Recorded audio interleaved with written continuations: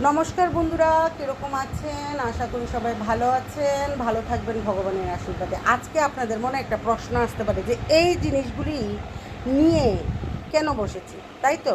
দেখুন, আস্তে আস্তে বলছি। এবং এটা আমাদের স্কিনের জন্য, আমি যা যা করি আর কি স্কিনের জন্য, এটাই বলছি। তো আর যাদের সময় নেই, যারা ধরুন চাকরি বাকরি করেন, ছেলে মেয়ে সবাইকে বলছি, চাকরি বাকরি করেন, বিজনেস করেন, সময় নেই, রবিবারটা তো আমরা বন্ধ পাই, বা রাত্রেবেলা তো আমরা একটু টাইম পাই, তখন না এগুলি করবো, এতে আমাদের স্কিনটা ভালো থাকবে। এটার মধ্যে আমি কী নিয়েছি? বেসন নিয়েছি, কস্তুরি হলুদ নিয়েছি। কস্তুরি হলুদ যদি না থাকে রান্না করার হলুদটা ব্যবহার করতে পারেন।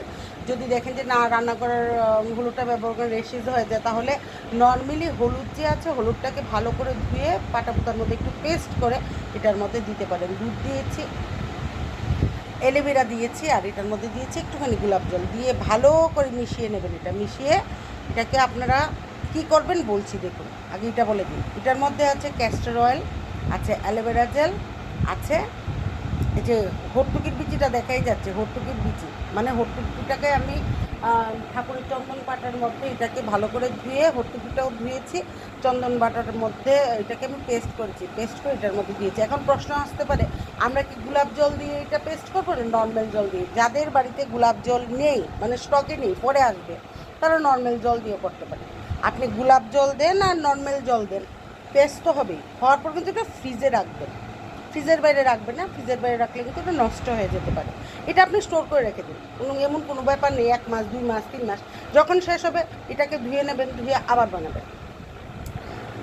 আর এই যে গোলাপ জলটা, তো এটা কি করবেন আপনারা স্নানের আগে, ঠিক আছে, এটাকে ব্যবহার করে ফেস ওয়াশের মতো ব্যবহার করতে পারেন, দিয়ে দিয়ে ধুয়ে নিতে পারেন। যাদের কাছে একটু সময় আছে তারা এটা লাগিয়ে 5 মিনিট অপেক্ষা করবেন, ফুল বডিতে দিতে পারবেন, এটা মুখে বডিতে দিতে পারবেন, দিয়ে এটা 5 মিনিট পরে ধুয়ে নিতে পারেন। এটা এনি টাইম ব্যবহার করতে পারেন, এরকম না যে রাত্রেবেলায় ব্যবহার করতে হবে। হ্যাঁ, রাত্রেবেলা ব্যবহার করতে পারেন, সকালবেলা, দুপুরবেলা, আপনাদের যখন মর্জি ব্যবহার করতে পারেন। আর এটাকে কি করবেন দেখেন, এখানে একটা আমি হর্তুকের বিচি রেখেছি, হর্তুকের বিচি দিয়ে এটাকে ভালো করে নেড়ে নেবেন।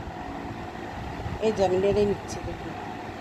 নেড়ে নেওয়ার পরে এই হর্তুকের বিচির যে এই যে আগাটা আছে, এটা দিয়ে আপনারা আইব্রুজের মধ্যে, আর আমাদের যে চোখের পাতি আছে, পাতিগুলির মধ্যে এরকমভাবে দিয়ে দেবেন। রাত্রেবেলা করবেন এটা ঘুমানোর আগে, মানে মুখটাকে ভালো করে ধুয়ে নাইট ক্রিম টিম লাগিয়ে এটা দেবেন। আর আরেকটা কথা বলছি, দেখুন, এতে কি হবে দেখুন, এতে আপনার আইব্রোজ, তারপর আপনার চোখের পাটিগুলি ঘন হবে এবং কালো হবে, ঠিক আছে? মুখ টুক ধোয়ার পর অবশ্যই আপনারা গোলাপ জলটা ব্যবহার করবেন, এরকম কোনো কথা নেই। গোলাপ জল আপনারা এটাই ব্যবহার করতে পারবেন। আপনাদের ইচ্ছা মতো আপনারা গোলাপ জলটা এনে ব্যবহার করবেন, অনলাইনে আনুন বা অফলাইনে, এটা আপনাদের ব্যক্তিগত ব্যাপার। আমি কোনো কোম্পানিকে এখানে শো করাচ্ছি না, আপনাদের মর্জি আপনারা কোন গোলাপ জলটা ব্যবহার করবেন। আর গোলাপ জলও কীভাবে বানায় এটাও আপনাদেরকে, এটা নিয়েও আমি একটা ভিডিও বানাবো। তো এটা দেওয়ার পর, আর এটা দেওয়ার পর কী হচ্ছে দেখুন, এটা দেওয়ার পর অনেকের স্কিন দেখবেন ঝুলে যাচ্ছে, দেখবেন এটা দেওয়ার পর বেসিক্যালি এটার মধ্যে যে হর্তুকির পেস্টটা আছে, বেসন, কস্তুরি হলদি বা নর্মাল হলদি দিতে পারেন, এই যে হর্তুকির পেস্টটা আছে, এটা কী করবে, আপনার স্কিনটাকে একদম টান টান টান টান করে রাখবে। আর আপনার বয়সটা বোঝা যাবে না আর কি। অনেকে যেমন আমাকে জিজ্ঞাসা করে যে তোমার যে এই বয়স বোঝাই যায় না, মনে হয় একদম 25-26, স্কিনটা টাইট থাকে আর কি। তারপর মুখটা ধোয়ার পর ফেস ওয়াশ যদি মনে করেন ইউজ করবেন, আর যদি মনে করেন কেমিক্যাল আমরা শুধু বেসন দিয়ে দেবো, এটাও করতে পারেন, কোনো ব্যাপার না। ধোয়ার পর গোলাপ জলটা অবশ্যই আপনারা ব্যবহার করবেন। আরেকটা কথা বলছি, দেখুন, নারকেল তেলটা ব্যবহার করার চেষ্টা করবেন। নারকেল তেল ব্যবহার করলে কী হয়, স্কিনটা টাইট থাকবে, একটা গ্লো আসে। নারকেল তেল চুলের জন্য যেরকম ভালো, স্কিনের জন্য কিন্তু ভালো। আর এটা অবশ্যই রাত্রেবেলা ব্যবহার করবেন, আমি তো বলেই দিয়েছি। এতে আপনার আইব্রোজ, তারপরে আইল্যাশগুলো একদম ঘন হবে, কালো হবে। কারণ যখন এইজ হতে থাকে, আইব্রোজগুলি, চোখের যে পাতিগুলি, এতে কী পাতলা হয়ে যায়, দেখবেন এগুলি করলে পাতলা হবে না, ঘন হতে থাকবে। পরীক্ষা করে দেখুন না।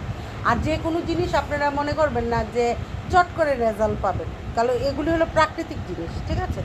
একটু সময় দিতে হবে, যে না হচ্ছে না, আজকে লাগিয়েছি কালকে, এরকম কোনো দিনই হবে না। যেমন আজকে পরীক্ষা দিয়েছি কালকে রেজাল্ট পাবো, এরকম না, অপেক্ষা করতে হবে। আমি এটা ব্যবহার করি, তার জন্য বলছি আপনারা ব্যবহার করবেন।